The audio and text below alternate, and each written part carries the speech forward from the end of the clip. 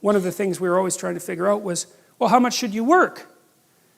Because one answer is you just work till you die, right? I mean, you just exhaust yourself. And, well, that's not a good idea. And, well, look, I mean, even God needed to take a break and appreciate what was going on. And one of the things that Freud did when he was interpreting dreams, and this is quite useful, you know, and then Jung expanded that by trying to, and I think often that can be unbelievably useful, you know, and, well, I think that's true. It's just such a brilliant, brilliant realization that there are advantages to not being able to do things.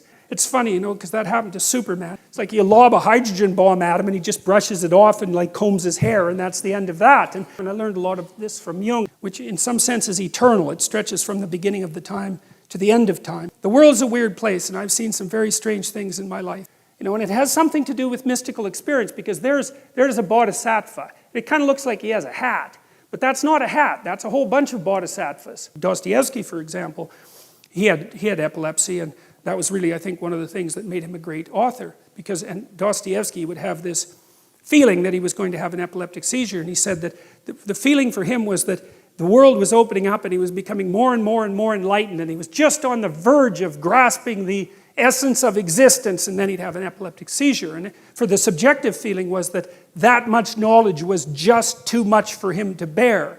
Well, you know, you can say, well, that was a neurological abnormality, and fine, you know, but God, he was Dostoevsky, you know, and so you can't just brush that off. So,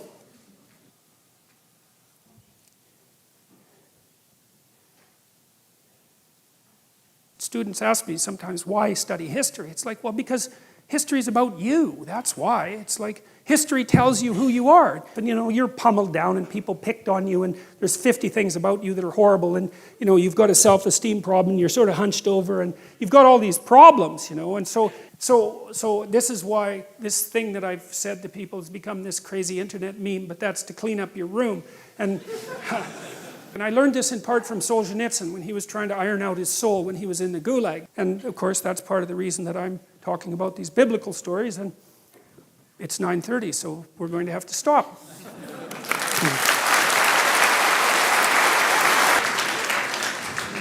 Okay, so we're going to stop exactly at 10 tonight.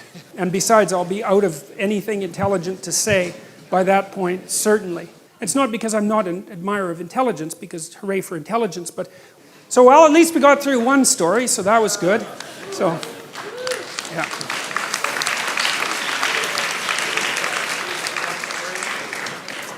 Okay.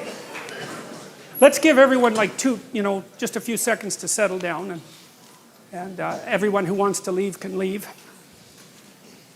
So thank you for all for coming, by the way. I'm constantly amazed that you know, everybody comes and listens to this, because, you know, it's just, well, it's strange. Let's put it that way. So far it's been fun though, so that's good. So okay, let's go. How you can be an attack helicopter, a male or a woman or something like that. Oh, so good. That's a good, simple question. And that's where my knowledge runs out. I think I figured it out. And human beings are strange creatures, because most animals are like this, and they're protected, but not us. Like, I'm trying to think if I can provide an example about that, and easily and quickly. I mean, imagine if you're a medieval torturer. You know, I mean, people don't generally imagine that sort of thing, but people were medieval torturers, and they were very good at what they did.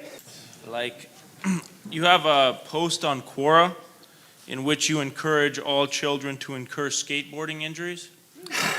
Don't bother children when they're skateboarding, and that was Freud's fundamental observation. I mean, I love children and all that, but they're crazy little creatures, and they need to be, you know, civilized. And you push them away with your foot. I really hope there's something wrong with me. You don't even know what your damn psychological stability rests on. So that's about the best I could do with that. So, okay, so this is it. One more question, and then I'll make it quick. Okay. Thanks. Fair enough, man. And we'll talk about this next week. And that's what I would recommend. Thank you. All right. Good night.